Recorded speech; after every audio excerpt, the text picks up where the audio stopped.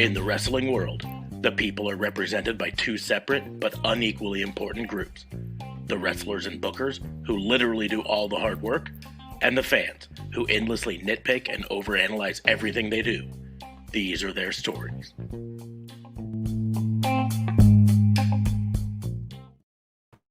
Welcome to Raw and Order, the wrestling booking unit, the only wrestling podcast on the planet that clicks the go live button before his co-hosts even have joined the show. I am your host, Detective Mark Smarks, and I am fortunately joined by my partners in crime fighting, at least partner in this case, District Attorney Vincent Kayfabe. What's going on, man? How are you? Got meat stick. I'm pretty excited. I actually was struggling to find my headphones, so I was freaking out. I was like, where are they? Because I used them earlier today. I don't even know why we're doing this. This really wasn't a newsworthy week. I mean, really wasn't a whole lot to talk about this week. Did you? I mean, Muhammad Hassan signed up to be on the Wrestling Code video game. Very cool. I mean, I don't know. I saw like Joey Janela won a match tonight, so we could talk a little bit about that and GCW. Yeah. I don't think much went on in GCW this weekend, though. So apparently Chelsea Green has some nursing skills. Maybe she can work alongside Britt Baker at some point. Yeah, maybe she can assist Britt Baker at the dental. Except for that she's already signed somewhere else, but that's old hat. That's all old news. So I don't know what to do. Yeah, I don't know what we're gonna talk about. Maybe JLB will show up and he'll have some groundbreaking news. I read something about some guy named Cam. They misspelled his name though. They forgot the vowels. That's weird. Anyway. Yeah. Never heard of him? I don't know. It's not like Daniel Bryan signed someplace this week. Well, yeah, because Daniel Bryan, retired. And, I mean, some knockoff probably is going to switch the name around and go somewhere or something. Some Danielle Bryan. No, that's not even switching around. Maybe he needs to put last name first. Yeah, something along those lines. Shit won't happen, Brian Daniels, no. Yeah, anyway, it doesn't matter. Let's see. Is JLB here yet? No JLB, but... All right. Maybe he'll come, or maybe he's napping. Who knows? Let's tell people what this is all about, I suppose. Yeah. So before we get into everything, Raw and Order is part of the Tapnesco Podcast Network, so you can check out the links in the doobly-doos for the podcast, all down there in the doobly-doos, down below us there. It's going to have a link to tapnesco.com, so you can check out the other shows in the network there, and then you can come back here and listen to our silly asses. So instead of beating around the bush, we're going to get into it, because frankly, I don't know if this episode is going to have the traditional format of, here's the crime, here's the, everything. This week was holy shit. Yeah. Fucking bonkers is what it was. It was like one major news after another, and some of them, I say we can try to remember, take with grains of salt, because nothing's confirmed until it's confirmed, right? But along the same line, some of this news is about as close to confirmed as we can ever get until we see. So, we know for sure that we're going to have the second ever all women's pay-per-view not put on by Shimmer. Obviously, Shimmer's done several all women's pay-per-views. That's all they are. But that's pretty impressive. I mean, that was solidified in the last 10 days. Yep. So we've got that, and Mickie James is working hard on putting that together. Now she's like the executive producer for that, isn't she? It sounded like. I don't know if they've given her a title like that. They put her in charge of it. Whether it's entirely kayfabe or whether it's real, I don't know. I haven't heard one way or another. I mean, so she could be Cody Rhodes. She could be Cody Rhodes. So, but either way, it's still NWA putting together a all-woman pay-per-view, which is pretty phenomenal. And even more than that, they're going around to not every, but a bunch of the other promotions. Oh my God! Like trying to get their stars, which does mean we very easily could see an appearance by Mickie James on like an AEW, saying going up to Britt Baker saying we want you in this. I mean, she went up to Impact World Champion Deonna Purrazzo and invited her to be on it. This week Deonna Purrazzo accepted, so she will be there. So she could go up to Britt Baker, or she could go after one of the former champions like Hikaru Shida or somebody retired like Trish Stratus. You can see an internet thing. Yeah. So there's a lot there. I mean, this could be crazy. At first I thought it was AEW that was the plays well with others. I think Impact's top dog at that right now. I think AEW. Well, here's the deal. I think AEW initiated it as a concept. But I think Impact AEW opens the door. Impact is walking through it, and I think some of it comes down to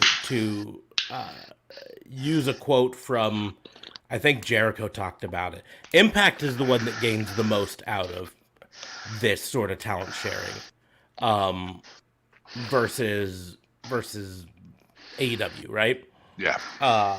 But I think AEW still would join out of it. They might not send their champion, and that's why I could see a Hikaru Shida, a former champion, a Nyla Rose showing up on it. Or them sending someone like Penelope Ford, who's not currently recently signed from NWA, Thunder Rosa. Yeah, Thunder Rosa. Yeah. So that brings us to news number 2. Thunder Rosa officially signed to AEW.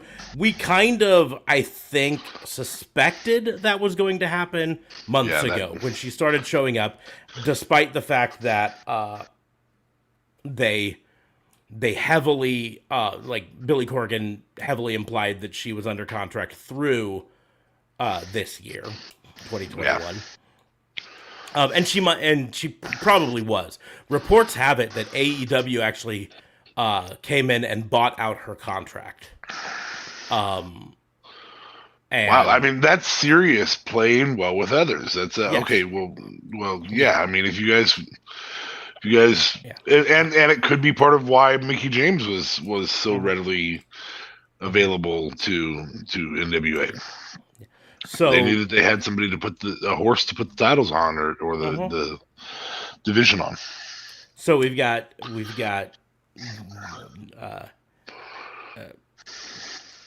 Thunder Rosa now officially in AEW. We've got Mickie James going around and recruiting women to show up in the NWA All Women's pay-per-view, which, like I say, I expect us to see. I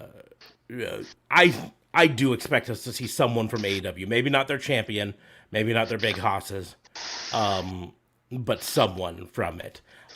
Maybe a Riho, former champion that they're really high on, can put on a good match with pretty much anyone.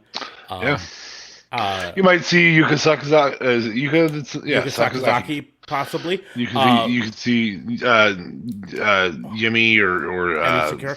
Well, and Emi that Sakura. Actually was going to be the next little bit of big news. Emi Sakura tweeted out, I think it was yesterday, that she had just purchased her one-way ticket to America.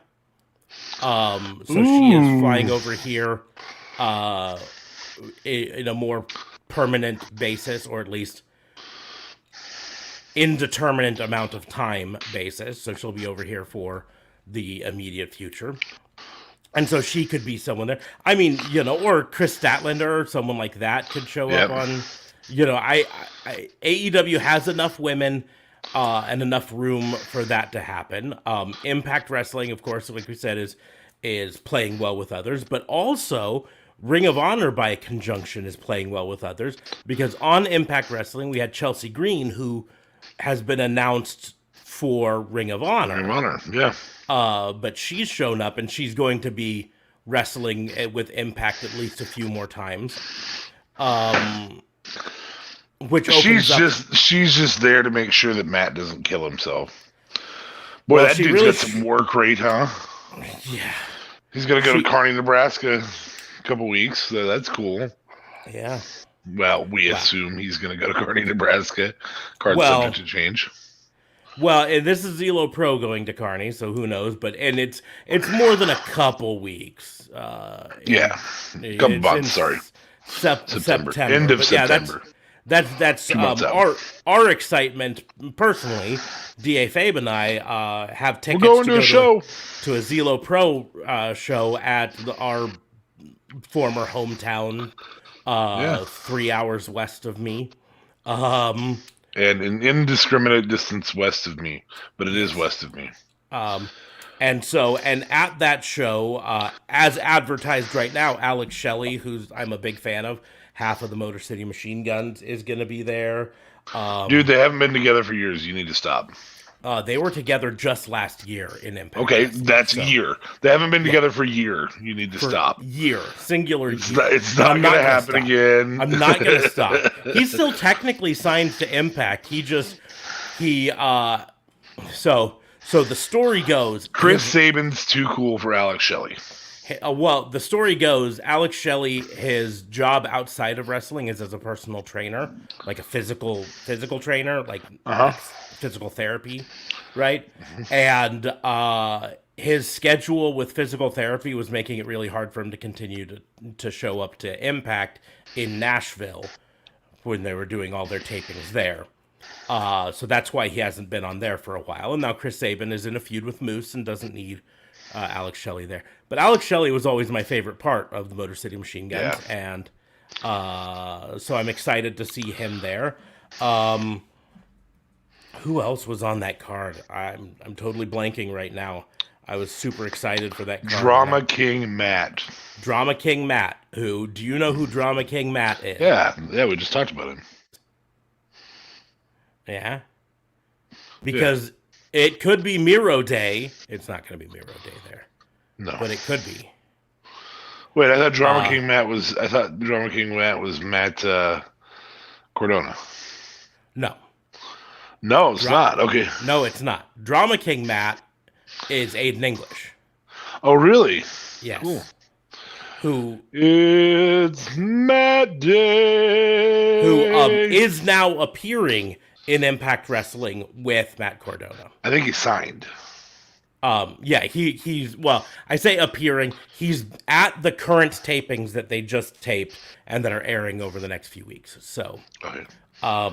So he's there. He's in that. He also has apparently been making appearances at like Ring of Honor and stuff like that. But Jordan Grace is the big name for the Zelo Pro that I'm excited for. Because I'm gonna get engaged that night to Jordan Grace. Yeah, does she know that? More specifically, does her husband know that? I don't know if they're married yet. This is all semantics. Jordan Grace, Tommy Dreamer is going to be there. Alex Shelley, Billy and Austin Gunn, the Gun Club. So we're going to have a lot of the AEW mid-card there. AEW mid-card, Impact mid-card. The poster for it also shows Colt Cabana and Alex Hammerstone on it. Whether they are there in the end, and I know you don't know Hammerstone. I don't know him super in depth, but I've seen a few of his matches, and he's fairly impressive there. So I'm excited, and there's going to be a meet and greet before show, a fan fest before. So we're going to show up in full Raw and Order ring gear, and hopefully get some autographs and maybe sponsor us, Turks and Caicos. Yeah, well, maybe if we're lucky, we can get a few of them to say something on camera, like, "Hey, check out the Raw and Order Wrestling Booking Unit live on YouTube Sunday nights," or whatever. I don't know. Yeah. Here's looking. But so Drama King Matt will be there. It's gonna be a lot of fun, and it's Zelo Pro, which is an indie. It's not a huge name, but it's still something. I mean, It's a traveling indie, though. Their current women's champion, or might be world champion, is Jordan Grace. For a while,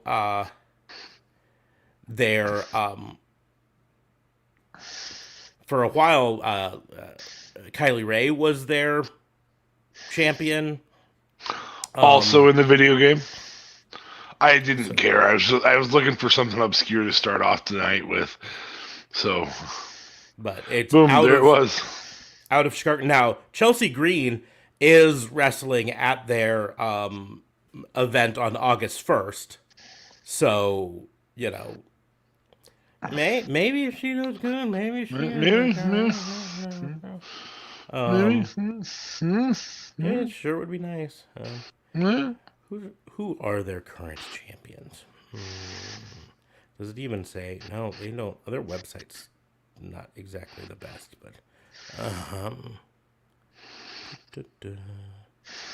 but you can watch Zelo Pro on independentwrestling.tv, so you know. Yeah. So is there? But trying to think of what other news we've heard. But there was other big news. No. Yes. No. Yes. No. Yes. Yes. Yes. No. Yes. Yes. Yes. Yes. Yes. Yes. Yes. So that was the first of the big news. That's a huge one. It's a huge news. It's any other week this would have been the biggest news of the week, and barring time frame, the only thing that makes the other one bigger is the time frame, I think. Mm-hmm. So in case you didn't get what we're referring to, or you've been living under a rock, Daniel Bryan Danielson, has reportedly, and it's been confirmed by multiple sources, so I think we can take this with a little bit less. We might be wrong. It's possible, yeah. Yeah, it's always possible. So, but I mean, because it's just a report, but the reports seem to be pretty set. Has signed with AEW. Part not of his for deal, a one-off. Not it does allow him to travel, but he actually has a contract, like an actual contract, a longer than 4-show contract or something. Yeah, it allows him to also work with New Japan. It also features less dates than a full timer, so maybe we can consider him a part timer as a whole, but it's still a contract with AEW. So he's going to be showing up, and then that would have been enough to make this news this week just fucking bonkers. Oh, hold on. Hold on 1 second. I'm going to mute this. I thought I heard something playing in the background. There's like a cult outside. Yes. It's like a cult of personality. The other news that yeah, I didn't want to play. Like, I didn't want to have Alexa play it. Shut up, Alexa. I didn't want to have her play it because I was afraid that we would get copyright infringement. So your bad tones are perfect. Yes, my bad tones are all we need. So that's what I was saying is that's the thing that changes the whole game here. The news that overshadowed the Daniel Bryan news, the Bryan Danielson, is the report has come out that CM Punk is coming out of wrestling retirement and has signed a deal with AEW to wrestle. The other piece to that to remember is AJ is likely to follow. I mean, if AJ is going to come back to a full-time contracted wrestling, she changes their women's division entirely. And so I mean it was just not that Punk doesn't change the men's division, it's just that men's division's stacked. Yeah. But it changes it from this standpoint.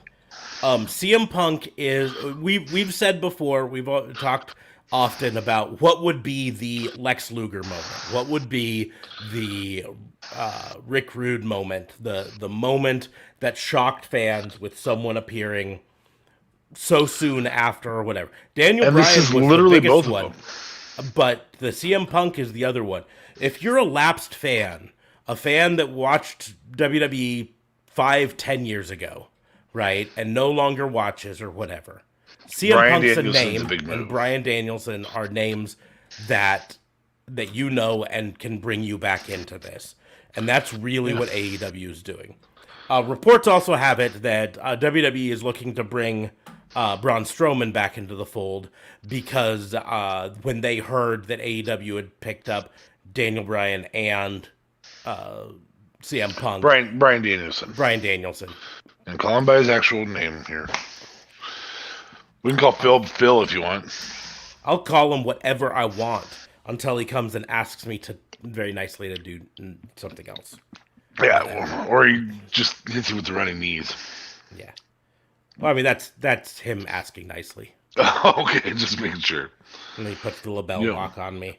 I do have a feeling we might see a lot more of John Cena because of this. Like, they're gonna beg him to stay longer. I don't think they'll be able to, no matter how much they beg. But I do think this is gonna start forcing WWE to. I think this might be the moment that WWE realizes that AEW is not going anywhere. AEW is not just some pissant company. AEW is bringing out the big guns. Cam the t-shirt, pissant t-shirt guy.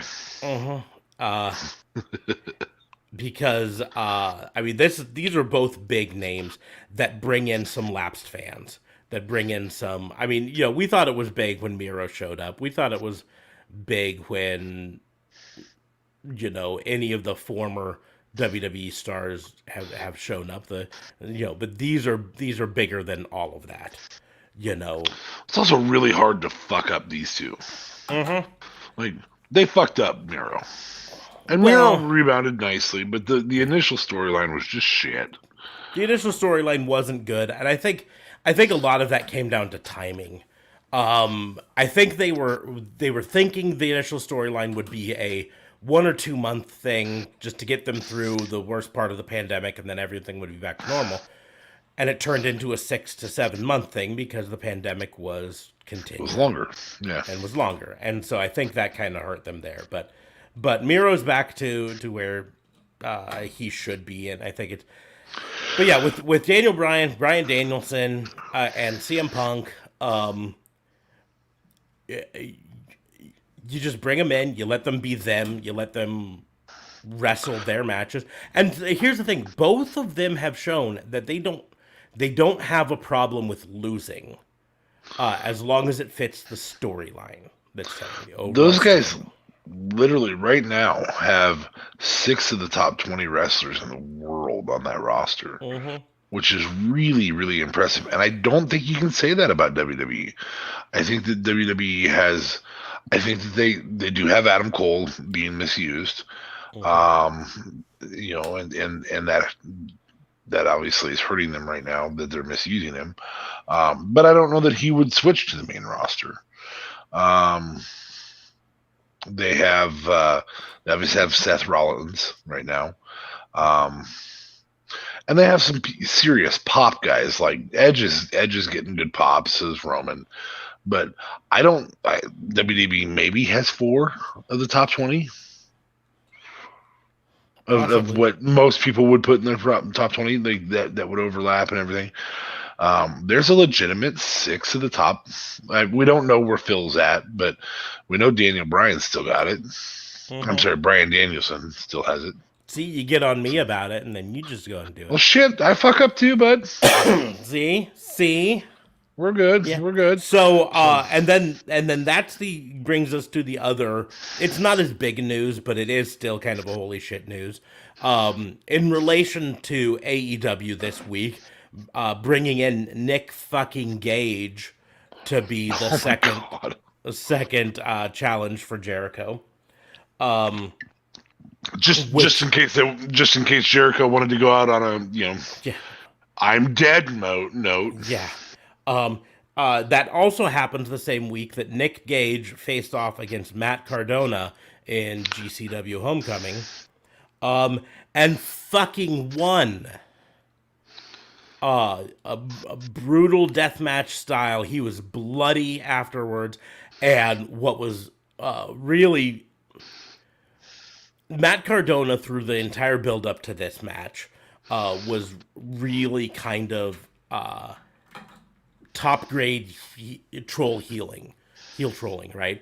And it was really impressive because he's a WWE guy. We've talked about it before. He's actually probably guy.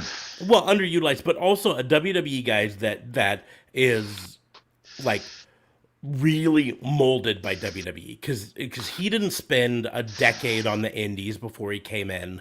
Like, no, I mean he did have a little bit of indie time. It's not Alexa Bliss. Yeah, a very short period of it. But then he came in to FCW and to NXT. Yeah. And then he went to the main Zack roster. Ryder. And Zack Ryder and all this stuff. And I mean, I said it when he made his appearance in AEW a year ago, right? That that he wrestled like a WWE guy at the time. And that's been the overarching storyline going through this thing is you're a WWE guy and you're gonna face off against Nick fucking Gage, and then he comes into this and not only does he wrestle a good match, a death match style match, he fucking wins it. And the trolling level that he had done so far, the heel work that he had done beforehand, paid off so well. People are comparing it to Hulk Hogan after he joined the NWO. It's not to that level. Let's not get anything. That's because it was on GCW. Yeah. Yeah. This is GCW. This is 100 some people in the crowd, not thousands. And so let's not get twisted out. But it's still, the crowd was so angry that he won that they were pelting the stage with beer bottles and trash. I think I saw banana peel in there. Just anything they could throw, and it was brilliant. It was 100% the way that Matt Cardona wanted this to end. And he was such a good heel going into this that he did this. This is one of the things he tweeted out on Friday. And he says, I truly don't understand why the GCW wrestling universe doesn't like me. I was just like you. I was a diehard wrestling fan too. But then I also started going to the gym, having sex, and actually doing something to chase my dreams. That is top tier heel work. And I'm here for it. And it paid off in spades for him. Just to watch the video of just the crowd booing and throwing stuff. I mean, he is going to be a great heel champion for GCW. Chelsea's post today, if you ruined Matt's face, I'll come after you with way more than a pizza cutter. I was like, what? Ruined his face. So it's been an absolutely epic week in terms of professional wrestling. There were a few things. Mr. Wonderful, Paul Orndorff died. That's sad, tragic, and sad. He has been battling health problems for a while. Yeah, but I would also say that we should qualify Phil. We should qualify Chick Magnet Punk or whatever the CM stands for. I know that he confessed that it's Chick Magnet, but that doesn't mean... Claims it's Chick Magnet, but Chicago Made is way more fun to say. Yeah, it's way more fun. Anyway, Phil, we should note that the details of his contract are that it's at a Chicago show. That's what we know so far. We don't know that it's a long-term signing. We know that he's signed for a Chicago show. We don't know anything. We know they're planning on having him debut at one of the Chicago shows. Yeah. They've got 3 in a row there. Dynamite, Rampage, and then All Out. But we don't Or know Double or Nothing. we don't know if he's got a long-term contract with them. And that's important. We know a lot more about the length of contract for Daniel Bryan or Bryan Danielson. We don't know how long it is, but we know that it's I'm a member of this organization now. Yeah. Whereas I Phil's don't think CM Punk is coming out for a one shot. You don't? I don't think so. I don't think it's worth his time. He'd been saying he wanted to come back to wrestling, so Mm-hmm. to friends, not to us. Yeah.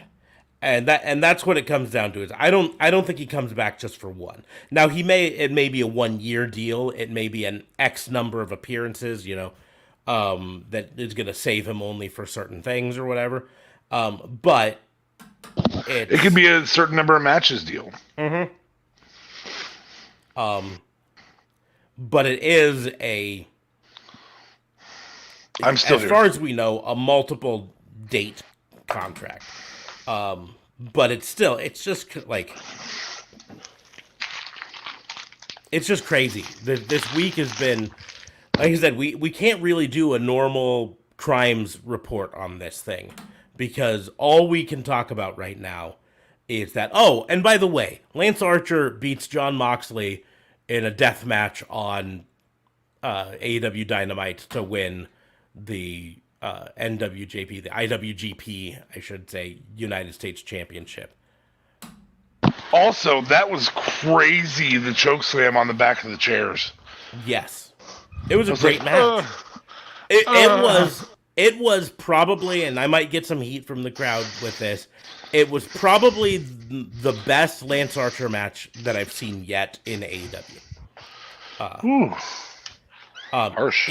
He's had some good. Well, I'm not saying he had bad matches, but this one was the first one that made me truly say, "Okay, now I get the hype." Right. That the previous ones, I was like, he's good, but this was the first time that I was like, "Oh nope, I get it. I get it." Yeah, he definitely performed. I mean. But yeah, it's just been a nuts week, and like I said, I don't know if we're gonna be able to sit around and talk about other things. I mean, Canyon Ceman has been fired from WWE. He's been one of their longtime talent relations guys. Senior vice president of talent development. And so interesting for WWE to let him go, but at the same point. Well, was he the bad guy in the garbage bag situation?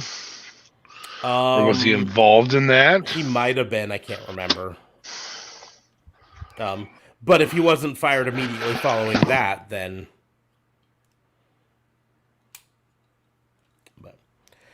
But it's just like we could go through and try to say, oh yeah, crime against AEW for not having, Darby Allin stay dead for another week after, or not having, or whatever. But we can't do that. We just had CM Punk sign with this new supersedes all that. Yeah, there's just too much to happen.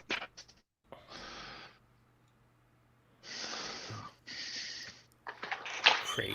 And so if you have a chance to go watch that GCW Matt Cardona match, watch it. It's that's a little crazy. I mean, Matt Cardona is bloody as hell afterwards. It's ugly. It's bad. As one would be after a match with Nick fucking Gage.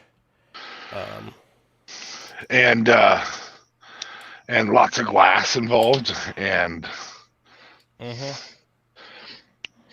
pizza cutter to the face, like you mentioned. Nick Gage really loves fork to the face too.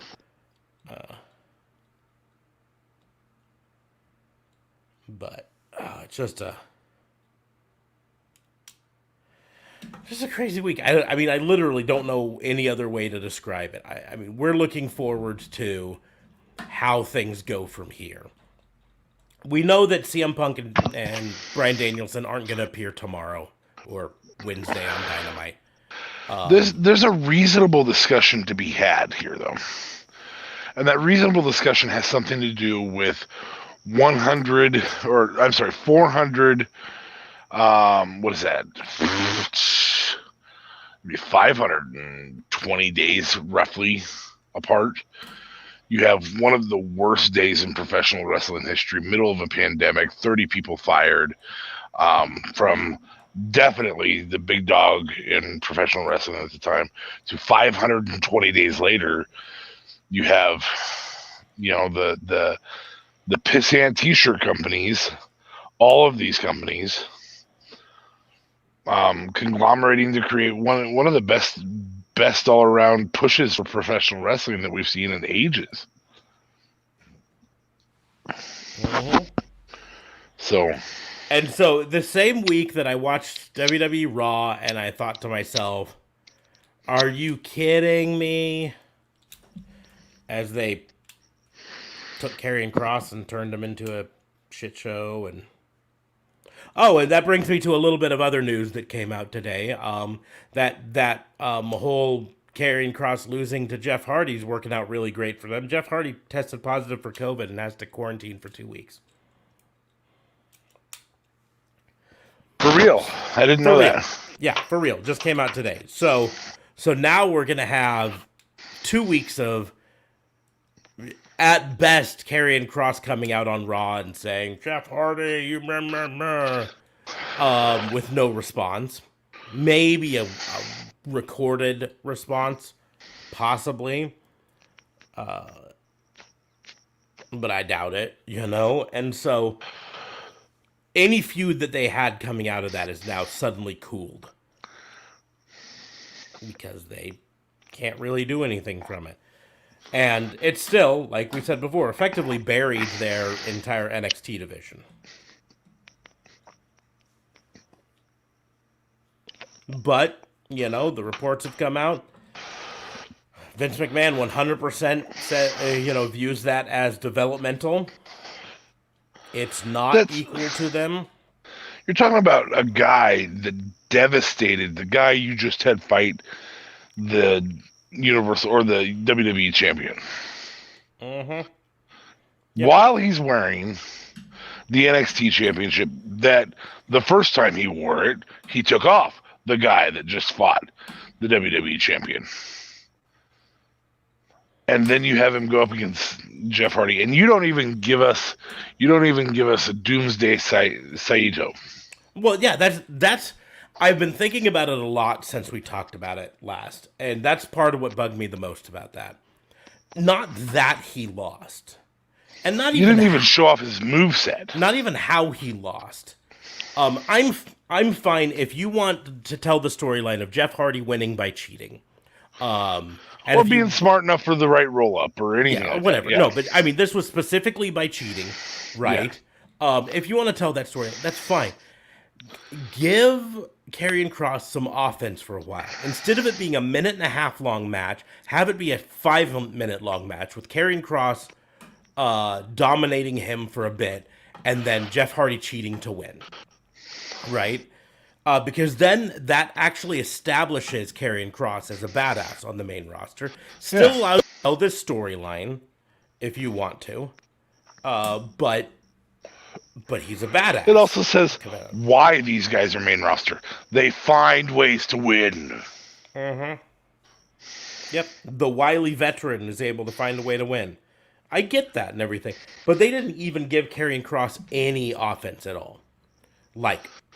At all, really. And that's part of what's annoying to me on that, I guess. If you're gonna do that, don't even give him his ring entrance. Just have him up from NXT. Karrion Kross. Was that the intent of that? Was that really the intent of having Karrion Kross come up? Was to remind the NXT roster that they're developmental. Quite possibly. If it wasn't the intention, it was an unintended, or it was an intended side effect of it. Now here's hoping. We love to talk about WWE doing long-term storylines and how they need to learn to do that. And here's hoping that this is them doing that. They're trying to put together a long-term storyline with Karrion Kross and Jeff Hardy. But the problem is they're doing it at the expense of an already established long-term storyline in NXT, right? That they just put to the sideline, and so you easily could have had him come out on NXT and be like, "There's no competition for me here. I beat all of you. I don't need this anymore." Drop the belt in the middle of the ring, walk off. Then he shows up on Raw and rolls on, right? Yeah. But having him be the current champion and Punk out so quickly buries the NXT division. And that's why I say there's a way they could have done it without burying the division, and all that would have taken was some offense from Karrion Kross, just some. Yeah. To show that he's a badass, he can kick some ass, but the wily veteran is able to pull off a cheat move to win. Boom. Now you haven't buried NXT with it. But that was going to be like our major storyline for the week and all this stuff, and then nope. Bryan Danielson and CM Punk decided to come in and say nah. Phil said, "I think I want to wrestle again." Mm-hmm. And the whole CM Punk announcement thing was this is part of why CM Punk is such a big get for any company, is he brings media savviness that, like, even Brian Danielson doesn't bring that, right? No. CM Punk was able to get the conversation started first by tweeting out the video, Alan Parsons Product Serious, the song. I don't even think he commented on it. He just tweeted out that song, the video to that song. Yep. Which, of course, the internet wrestling community is like, oh, what could that mean? And then someone realized, of course, that song used by the Chicago Bulls was played a lot in the documentary of all about Michael Jordan called The Last Dance. They also put together that AEW recently filed trademark for the term "the first dance." Well, that in and of itself is enough to at least make you go, "Is this? It's not confirmation, but is it confirmation?" And then CM Punk quietly reopened his merch store on Pro Wrestling Tees. And then the group that sings Cult of Personality, Living Color, likes AEW starts following AEW on Instagram. Mm-hmm. And just out of nowhere, the same week. Mm-hmm. Same week. Not a lot of talk. Just, hey, we're gonna follow this. Yes. What? So now, by that point, all of these things rumors were flying, but a little more pop, and then it finally gets confirmed. Yeah. So here's we're gonna talk a little fantasy booking, I guess, from the two of us. If you were AEW, with 3 Chicago shows coming up, which one would you choose to debut CM Punk at? Dynamite? I do my televised Friday show. So Rampage. Yeah. There's an argument for each of them, right? Because in the end, the surprise of him showing up at Double or Nothing, I think it's Double or Nothing, All Out. God, I'm totally confused now. These casino-based names all roll together in my head. It's all right, man. It was such a good week in professional wrestling. The reason I'm not on camera right now is I'm enjoying a nice, delicious Cohiba cigar. I saved it for this broadcast. All Out is the next one. Double or Nothing was earlier. Yeah. Double or Nothing was in May. Okay, All Out. Had to look it up just to get my mind back. So, Double or Nothing, All Out. There is something to be said about the pop that he would get showing up as a surprise entrance in the Casino Battle Royal, or showing up to challenge, whoever is the winner of the main event. I mean, Hangman Page as champion, first challenger being CM would be, something that would pop the crowd really hard, right? I also think a back of the line argument with MJF for MJF to earn his title shot would be great. But the other side of the coin, MJF could do that with Daniel Bryan too, or Bryan Danielson too. Yep. Well, and I in some ways it might make more sense with Bryan Danielson, but that's the other side here is does this change plans, right? I still firmly believe that the next AEW World Champion should be Hangman Page, and he should win it by kicking out of the One-Winged Angel and beating Kenny Omega, right? Yeah, you got to build for the future there. But the better storyline for a short-term pop with CM Punk, in my opinion, would 100% be CM Punk versus Kenny Omega, right? While I would enjoy seeing CM Punk versus Hangman Page, I would enjoy seeing CM Punk versus Kenny Omega more. So, do you have Hangman Page lose again? I don't know if you can do that, right? I think you've told this storyline over a year and a half. It's time to have the payoff to it, right? Yeah. So you have Kenny Omega lose. You have CM Punk challenge Hangman Page. You have Kenny Omega lose, and CM Punk comes out and says, now that you've lost, I want to show you what it really feels like to be a loser. Maybe. I don't know. I think... But the other side of the coin is, right, as a business, the crowd pop is secondary to the pay-per-view buys, right? So whatever you're doing with CM Punk is about driving pay-per-view buys. Yes. Especially when they're still selling pay-per-views. Not selling a network. Yeah, they're not selling a network, they're selling pay-per-view buys. At which point, having him come out on one of the previous shows to All Out, it has a better chance of driving additional pay-per-view buys. Right. The chance of a surprise appearance, and no matter how great the chance isn't going to drive buys quite as much as the knowledge that he will be there. I think the big reason I go for Rampage is because it's on the night of it's the competing night. So it's the one that goes up against another show, number one. Number two, I think there's value in having him show up on that show that night, that early in its relationship, that early in its development. The show will have aired twice before that. Once. Rampage will have aired. Let's see. September 5th is All Out. Twice, I want to say. Because I think it's... I'm going to have to look here, but it's late August, I think, is when the first...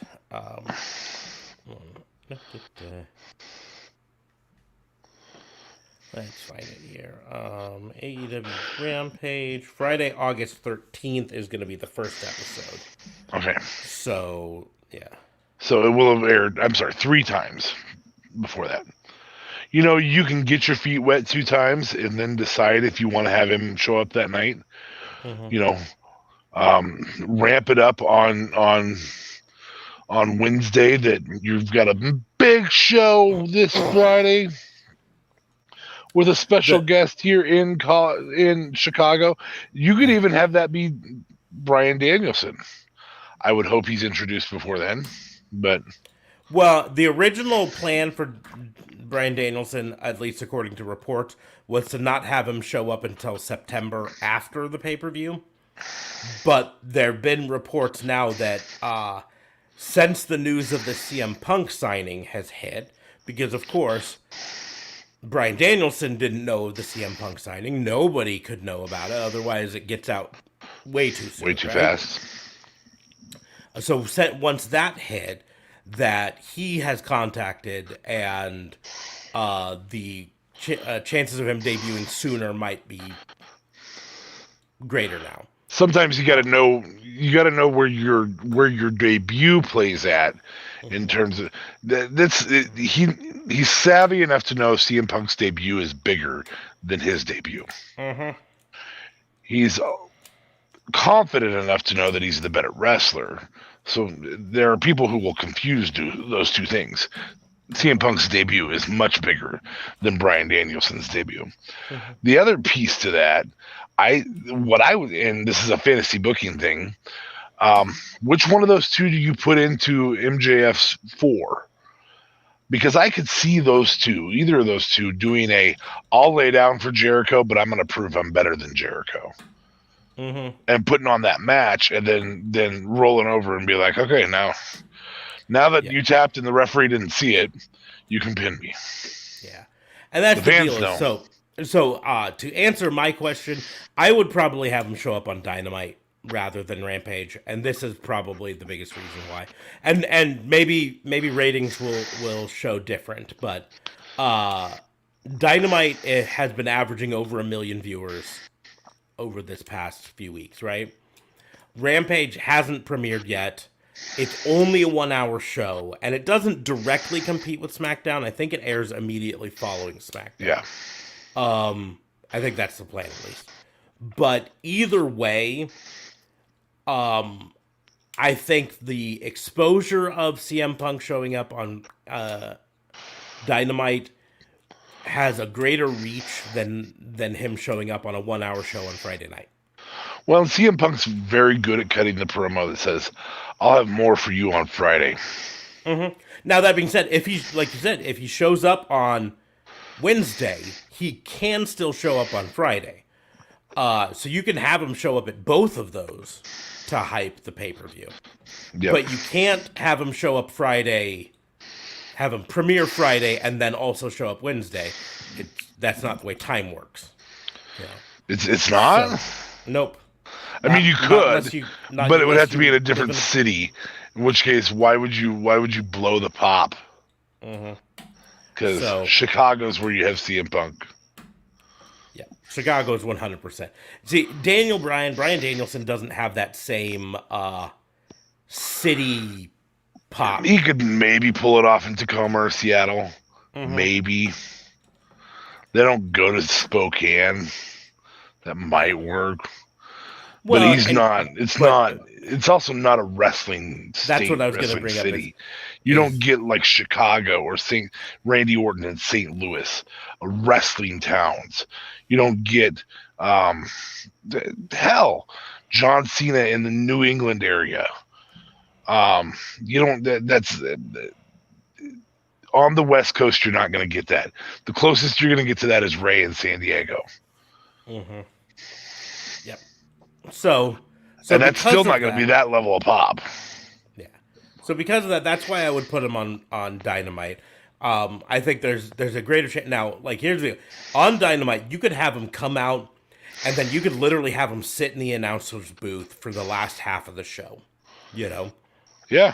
And get that continued, him on commentary, you know, talking about this, talking about that. Oh my God, what is he going to do with this company? You know, and being that's able to hint at, you know, that Tony Schiavone saying, well, that Orange Cassidy is quite a character, don't you think, Punk? And CM Punk say things that are like, yeah, you know, it'd be interesting to be in the ring with him. So then you're like, the eyes are like, oh, well, maybe he's going to go after Orange Cassidy. Is he going to be a heel and go after Orange Cassidy? You know, is he going to be a face and go after Kenny Omega or twice in his career he has sold one of the biggest question marks in the industry. Mm-hmm. Twice. I left with your title. Twice in his career he has sold that.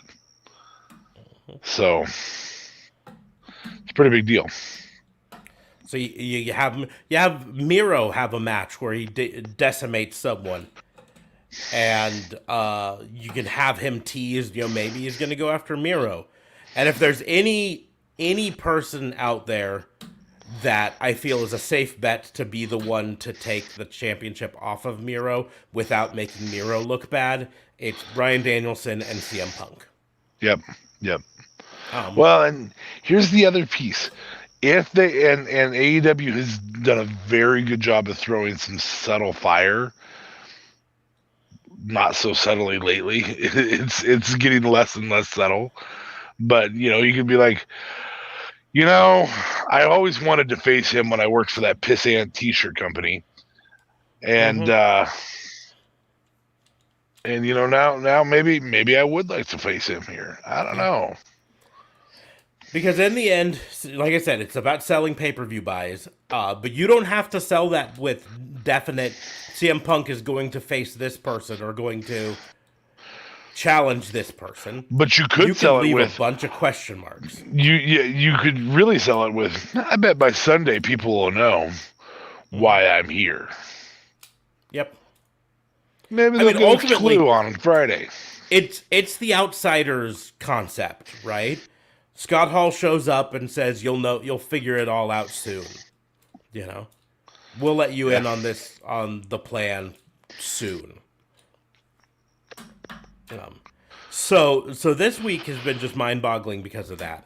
And so if you're tuning in for the standard Crimes thing, I'm sorry to disappoint you, but match of the week definitely goes to Moxley and Lance Archer, possibly. Lance Archer. I don't know. I don't typically talk about GCW, but I was kind of forced to watch one because it was coming through on my messenger over and over and over again. It was fucking nuts. It was knuckin' futs. That picture that I don't know who took that picture, whether it was a GCW photographer or whether it was someone in the crowd or what. But that picture with him in the ring, and just the trash surrounding him is fucking epic. Where he's down on his knees. He's down on his knees. It's that's the sort of thing. Protecting his head from, please God, don't let one of these be full. Yeah. That's the sort of picture that if I were him, I would contact. Looks like the photograph is at Mouse3911 on Twitter. So if I were Matt Cardona, I would fucking contact Mouse3911 and say, can I have that digital file? I want to print that up as a 50 by 30 for my wall. I want that hanging behind, on my wall. That is the sort of picture that Chelsea will love looking up at that. It'll be right over our bed. This is a potential career-defining picture for Matt Cardona, and my wife would hate it, but I would love to have that picture right there. Just fucking even if I didn't get it quite that big, a 20 by 30 of it right there. That would be nice. So, I don't even know if this is going to be as long of an episode as we normally go, just because as much. How many times can you say "Holy shit, CM Punk"? Yeah, holy shit, CM Punk. Holy shit, Bryan Danielson. Holy shit, Matt Cardona won the GCW championship. Holy shit, we've got tickets to a Zelo Pro. Because if you're listening to us from a major metropolitan area, the idea of going to an actual professional wrestling event in Nebraska you might not understand how big of a deal it is. But in Nebraska, we don't get them as often. We've had some minor leagues in Nebraska. We've had some indies. Mm-hmm. They failed miserably. Yep. And that's based in the 50th largest metro area in the country. And They and failed some miserably. of them haven't failed miserably, but they don't do regular shows. They're just not as big, and they don't get stars like Jordan Grace and Colt Cabana and Alex Hammerstone and Drama King Matt, and they don't get some of the names that you recognize. And so they're still important, and if we get a chance to go to them, we will. But a Zelo Pro gets some stars that we can legitimately be Yeah. proud to see. And we can get tickets. We're gonna be fucking ringside. Yeah. I mean, Yeah, tickets to the WWE or AEW are close to $1,000. Are not $1,000 for Zelo Pro, so that's cool. So And we were the we're gonna be second people excited. to purchase in that row. Quite possibly. I don't exactly know where we were. I mean, we're seats 1 and 2 in that row. So Yeah. So we're on the end. yes. Yeah. Jordan Grace is gonna come over to me and be like, "You're my man." I'll be like, "You're gonna pay for me to travel with you." So once again, that's at DA Vincent K Fabe. If you are Jonathan Gresham, And if you want to come kick my ass, you'll have to do it at the Zelo Pro Show in Kearney, Nebraska. Yeah. I'm fully aware that he can. Like, fully aware that he can. Jonathan Gresham could 100% kick your ass. I mean, and I'm not even playing. He could 100% kick my ass. There's Yeah. no doubts about that. I'm not Yeah. saying it, but I'll be wearing a shirt that says "Not a Cop" on it, and a hat that says "Please sponsor us, Turks and Caicos." Please come kick my ass. That would be awesome. but The publicity would be great for our podcast. so that being said, if you are listening to this and you are anywhere in the Nebraska area, and want to travel to Podunk, Kearney, Nebraska to watch Zelo Pro's show, we'll be there. Hit us up while you're there. We'll sign merch if you want, free of charge. sign merch. Yep. Or I mean, just say hey and hang out, and we'll talk. We'll probably do. We're not gonna do like a live stream from it, but we'll probably do a reaction Right after it. podcast afterwards. Who knows? I mean, we both have a drive back home afterwards. That's gonna be fun, but. But, if Elon gets on his business, I'll have good internet. We can stop here and do it in the studio together at my place. Mm-hmm. Good. Good. Get on Not it, Elon. But no, I mean, I have to admit, I am as excited as I've ever been for AEW. I really feel like I don't want to say that these two are the. I feel like a year ago, or 520 days ago, roughly, was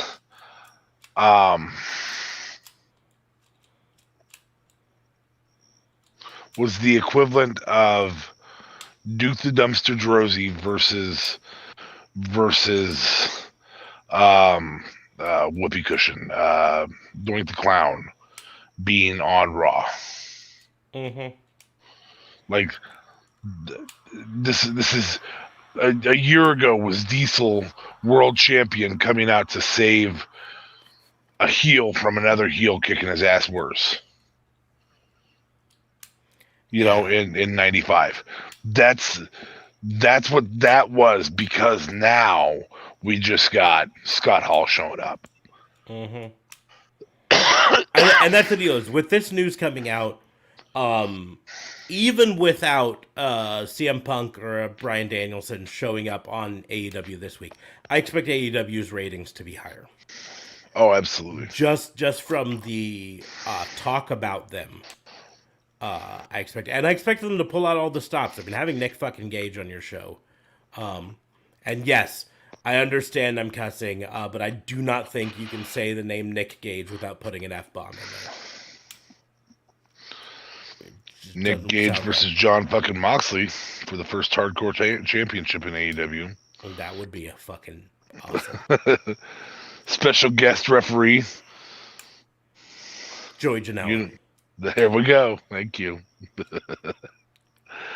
I want Joey Janela in there. I still, if you're a listener, I can see Joey literally looking at those guys and being like, "Hey, tax, here you go." Yes, here, special guest referee. Oh, by the way, here's some barbed wire. I brought some light tubes. Oh, here you go, light tubes, whole box of them. Yep, look what I brought. Oh, guess who brought the bag of Legos? Yay! I'm telling you, when they brought out the Legos that one time, and Moxley took his shoes off of him. Yeah, I like thumbtacks are bad enough, but Legos are a step above that. Well, thumbtacks pierce, and so there is some sharpness to them. Once they're there, they're there. Yes, that's gonna suck and hurt. Legos don't pierce; they maim. They're like a dull knife. So, and I still think that Joey Janela should create his own hardcore championship. Little pieces of something. Yeah. I don't care if it's just drawn on cardboard. In fact, that might even be the best version of it to me. Just, you can actually still read the U-Haul logo on it. Cut around. Just a piece of cardboard. And you draw AEW Hardcore Champion on it. Carries it out over his shoulder. Half an Amazon logo. Mm-hmm. Can't be the whole thing, because that would be copyright infringement. I don't know that I've been this excited for professional wrestling in a long time, and I've been pretty excited for a while. I just think it's crazy to me how WWE had a pay-per-view that we really enjoyed. All three of us enjoyed. Yes. And how quickly they can remind us that, hey, we do good pay-per-views, but our weekly shows kind of suck. Well, immediately with Karrion Kross. Yes, immediately. And then... Which both of us agreed about. Like, you didn't like the Keith Lee match. I thought the Keith Lee match was fine. Mm-hmm. But immediately they followed it up with Karrion, or had the Karrion Kross in there. And it was just like, okay. Yeah. And then AEW knows how to show us how to pop news. Yes, and so I mean, I got to be honest, and if you're listening to this on the podcast, or you're watching our live stream or watching the thing, there's a large chunk of me that is thinking of changing the name of this show to remove the word Raw from it because of how bad WWE Raw has been. Like, I'm seriously sitting here thinking and saying, Raw and Order could be.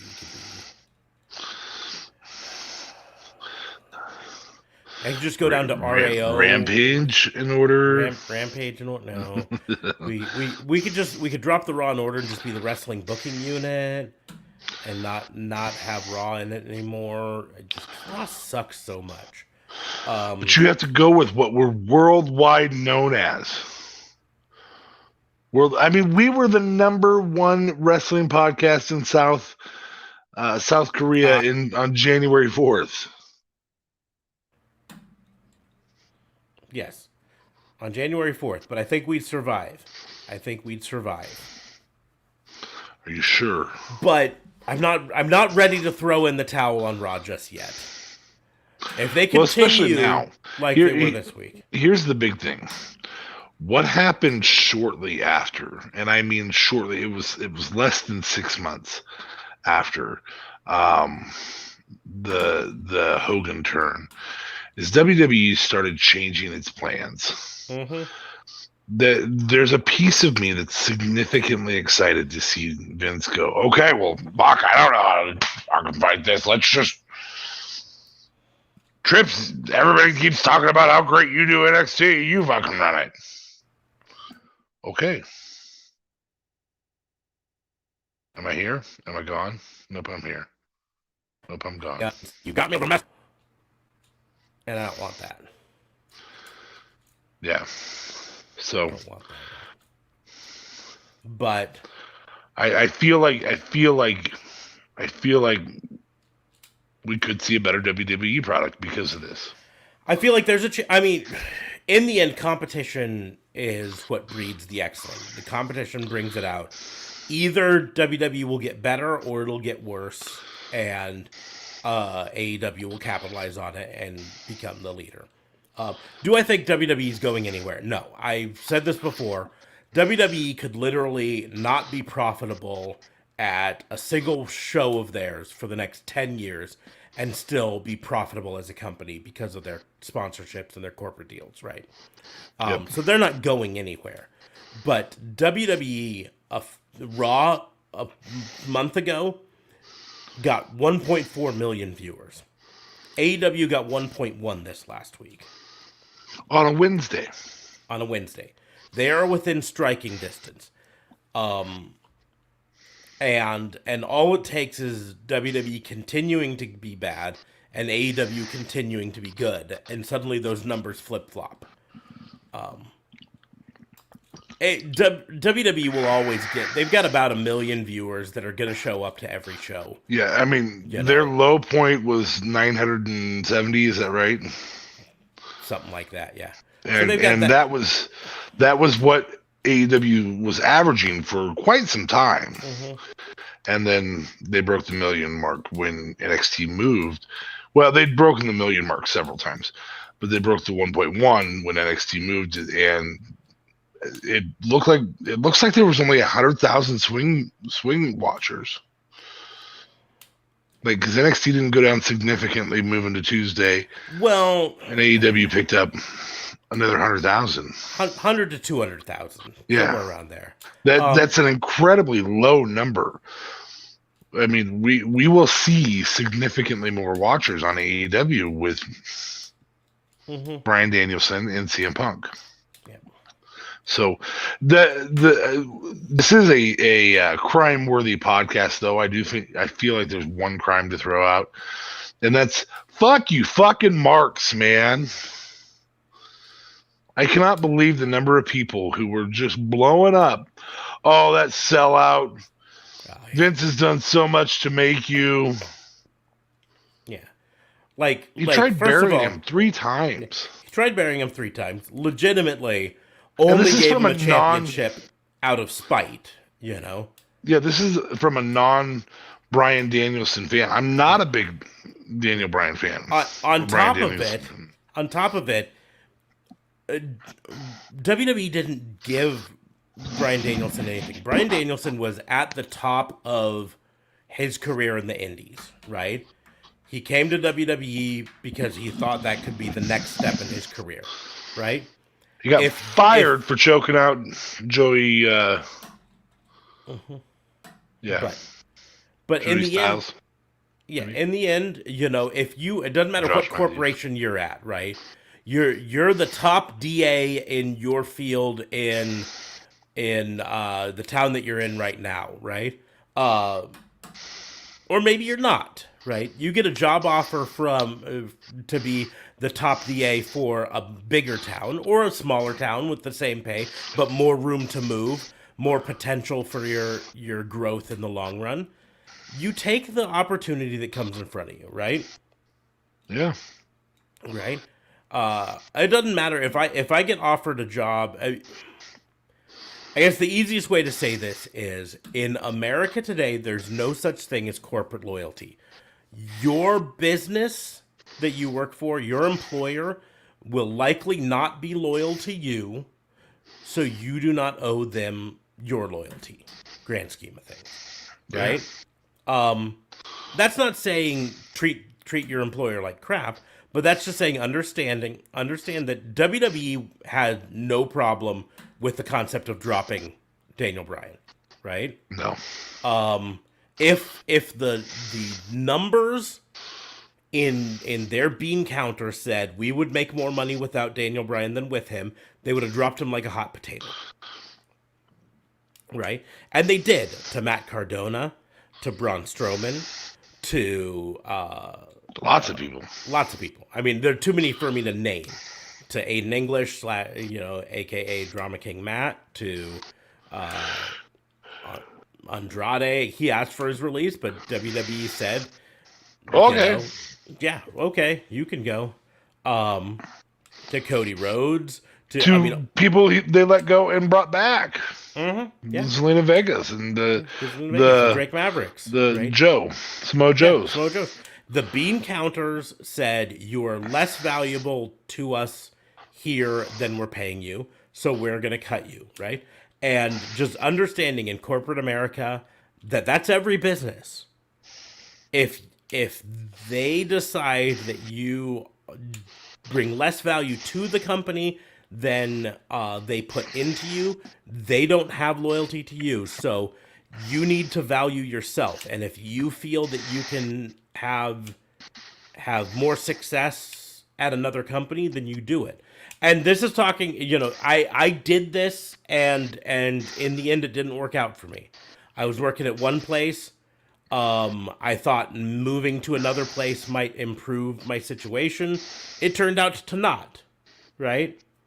I'm in a better situation now down the road at a different And had altogether. you not made those changes, you probably wouldn't be in that better situation now. Exactly. And I tried my hardest not to burn any bridges at that, but in the end, I knew that at that job, and at the next job, if at any point their internal auditing said we would be more profitable without Smarks than we are with Smarks, they would not hesitate to drop me. And so I need to value myself, right? That's why And so- I'm glad you went to night school and became a detective. It was great. Yeah. It was an online course. Yeah. Detective 101. Yeah. It was on one of those online colleges. Yeah. Yeah. I have a confession to make. I made up that website. Wait, what?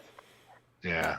Yeah, I actually did some survey software and just made up a quiz and your digital Wait, detective. wait, I'm just joshing you, man. I got you. wait. I don't like this. You're But- good. But so in the grand scheme of things, I guess this is me going off the script here. To anyone listening to this, value yourselves and know that the corporation, whether we're talking WWE or even AEW, like I'm an AEW mark. I'm a big fan of AEW, but if I was Sammy Guevara and I ever thought that AEW wasn't valuing me as much as I value them, right? Sammy Guevara, I'm not going to blame him if he languishes in the mid card in AEW, which I don't think he's going to, but let's just say for argument's sake he does. And Well, they don't boost his pay to stay in the mid card. and they don't keep him around, or they're not using him, and then WWE comes calling, right? If he thinks he can make his life better in WWE, then fucking do it, right? Because in the end, as a wrestling fan, wrestling is better when the wrestlers are happy. Right? Yes. Wrestling is better when the wrestlers are used to the, like Matt Cardona never WWE would never have given him a shot at their world title, a real push at their world title. And so he went off, and is he making as much as he made in WWE? Probably not, right? But is he much happier now? I am certain he is. And he might be making more than he was making in WWE because he wasn't getting the television bonuses. Well, and more specifically, he now is in control of his profit, right? If he has his wrestling figure podcast, if he gets a sponsorship there, he gets that money. If he sells T-shirts, the Matt Cardona T-shirt, he gets all of those profits, right? If he books a match at some place, he gets that profit, all of that stuff. At WWE, he might have had more secure income, but his potential for income on his own is right now better. And that's one of the things that I think is so great with AEW is their concept on merchandise and other things, I think, is way more wrestler friendly, right? Their profit sharing on the merchandise. Every wrestler on AEW has the official AEW merchandise, which I'm sure AEW takes a cut of because it's got the AEW logo on it, right? But almost every one of them also has their own merch store. Sammy Guevara still sells shirts on SammyGuevara.com, right? Joey Janela still sells shirts on JoeyJanela.com. Or ProWrestlingTees.com, just without the AEW logo on them, right? And they get that T-shirt money. company. Yeah, the Pissant T-shirt company. And so that opens up wrestlers to make some profits in ways they didn't. Oh, and guess what? We're not even talking about Twitch streams yet. Yeah. AEW doesn't have a problem with the concept of them having a Twitch stream. WWE does. So, or designing hot mess filters that were really popular amongst people who weren't even wrestling fans. Good job, Matt Cardona. Yep. So in the end, like I said, is he making as much as WWE? Maybe, maybe not, right? But here's the thing. Is he happier now? Another perfect example is Jon Moxley. Jon Moxley bet on himself. He was with WWE and he was unhappy. He let his contract expire, chose not to re-sign, and went to AEW, and now wrestles in whatever league he wants to. And you can tell that he is happier wrestling now than he was in WWE for years, right? I mean, other than for that split second where his back met the back of two steel chairs. I don't know. I think he's sick enough that he was still happy with that. Like, the pain of that was still like, it hurts so good. Brutal. It's so good. Oh. Little sadist. Ugh. Anyway. But yeah, I think I hate to say this, to beat a dead horse, but Raise the Roof, man, what a week. Just what a week. What a week. And what a time to be a wrestling fan. I think we've been saying this ever since AEW started. What a time to be a wrestling fan. It is a good time to be a wrestling fan. Even if you don't like AEW, right? If you're one of those people out there who's not an AEW fan, I get it, right? It's not for everyone. It's just like Nebraska. Honestly, it's not for everyone. That's our state logo. That's our official state slogan right now, by the way. Nebraska, honestly, it's tourism. Not for everyone. It's our tourism slogan. And it's stupid, but that's beside the point. AEW, honestly, not for everyone. But here's the deal. AEW is making all the other ones step up their game. Impact is better because AEW came around. Not because AEW is on them, but because AEW is around. Just the existence of AEW has made Impact step up their game. They've got more viewership because AEW is around. NWA is better. Their product is better because they have another competition with AEW, right? The only one that we can't say is better because right now because AEW is around is WWE. But I like you were saying, I think that's going to change. I really do. I think. Otherwise, I'll be canceling my Sling subscription and finding a different way to watch. I'm pissed at Sling, by the way. I mean, I'm still pissed at Sling. Jeepers, But they're raising the man. rates again. Why? Because they can, because they're Sling. They're still cheaper than the other options, but by less now. And I still don't get SmackDown on Fridays, so I still have to figure that out every week. So. Fucking Sling. Yeah, that's Fucking right, Sling. Sling. Fucking Sling. Fucking JLB. Where the hell's he at? Yeah, he didn't even text, fucker. Not even remotely conspicuous by his absence is JLB 420. I'm assuming he's trying to figure out who CM Punk is. Yeah, he's like, who is this Chicago-made guy? So Smart said to use goggles. Okay, I'll put those on. Goggles.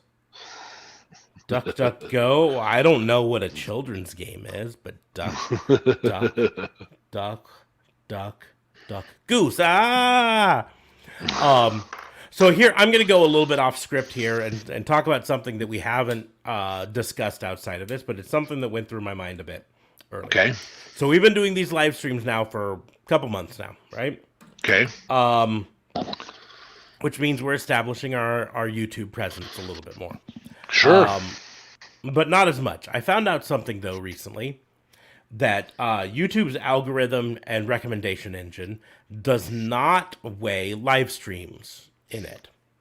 So live streams don't get heavily recommended, no matter what your interests are, right? So, but regular videos do. Okay. I am in the process. I will be upgrading part of my computer this week that will hopefully allow me to do some video editing on my own. So this is where I go out and I say, I would like to do some reaction videos to wrestling matches that I have not seen. So if you're listening to this on the podcast, you're watching the live stream, you're watching the replay later, I want you to leave a comment or hit me up on Twitter or Instagram or Facebook and suggest a wrestling match that you think I would either enjoy or hate. And I want to do a reaction video to it and just put it up as regular videos on the YouTube. You know, I know, DFAB, you're still setting up your studio and you're still getting things I'm just waiting out, on Elon now, man. The studio's set. Mm-hmm. But and you know, you haven't had a whole lot of experience with doing solo shows yet. So but down the road, I think we could all do some reaction videos and to fill out the content on the Raw and Order YouTube channel a bit, and get that going a little bit, because I think that's something that we can do. So that's what I want to call out to anyone listening to or watching this show. Hit me up with some matches that you would like to see one of us or all of us live react to.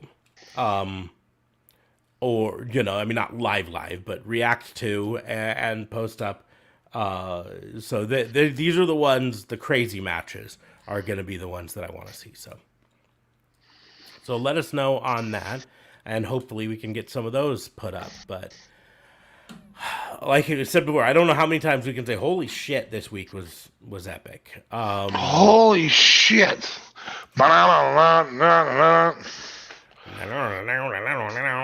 Look at my eyes. What do you see? I got that personality. I do have to say this. That is one of the most epic ring entrance themes. Yeah. And it has those things that I talked about on ring entrance themes that are missing in a lot of them now. It is instantly recognizable. That. Mm-hmm. As soon as you hear that, you know who's coming out. There's no question whatsoever. And too many of them nowadays, there's a lot of questions. So I'm excited for that. It's going to be interesting to see what Bryan Danielson chooses, because technically, Ride of the Valkyries is public domain. Public domain. So he could use that should he want to. I will say he used it before he was in WWE. Mm-hmm. So, if that's what he wants to come out with, that might be it. But it might be something else. So we'll find out. Yeah. But I guess on that note, instead of continuing to just say holy shit for another half an hour, I think we'll just kind of wrap things up for this episode. Unless you have anything more to say, DFA. See here, we covered video game. We covered. Oh, holy shit! Yes, but apparently, I just did want to bring this up. Buddy, formerly known as Buddy Murphy, has received interest from AEW, as reported by the Wrestling Observer newsletter. Stay relevant this week. Stay relevant this week. Yeah. So, Okay. His 90-day no-compete doesn't expire till August 31st, and Tony Khan has been very careful to not do any contract tampering. So he might have received interest, but no offers until his 90-day no-compete is up. So we won't know anything for another month. But that would make me happy. I love me some Buddy Murphy. But yeah, jeez, what a week. What a week. So I just want to say to anyone listening or watching the stream, thanks for listening. We're going to wrap things up for the wrestling booking unit. What a fucking week. I don't know what else to say. But thanks for You can follow him. Yeah. You can follow me at Raw and Order WBU on any of the social medias, Instagram, Twitter, Facebook, whatever. Like our Facebook page. That way you get notified when we do our live streams there. Or you can go onto our YouTube and like it, subscribe to it there, and get notified when we do our live streams there. We would appreciate, and do both, right? It helps us out if you do both. So, you can follow me at the Raw and Order. You can follow DA Vincent K. Fabe at DA Vincent K. Fabe. Yeah, and we don't want you to follow JLB right now because he fucking stood us up. Yes. Fuck JLB something. Real talk. Blah blah. You can podcast is the game. Boring Big Brother news is the game. No, it's not Big Bird. It's Big Brother. I said Big Brother. Oh, I thought it was Big Bird. Big Brother news is the game. So yeah. Anyways, but yeah, go over to tatnisco.com, all of that stuff. I'm cooked, so we're gonna go ahead and close the book here. Thanks for listening. We will see you soon. Yes.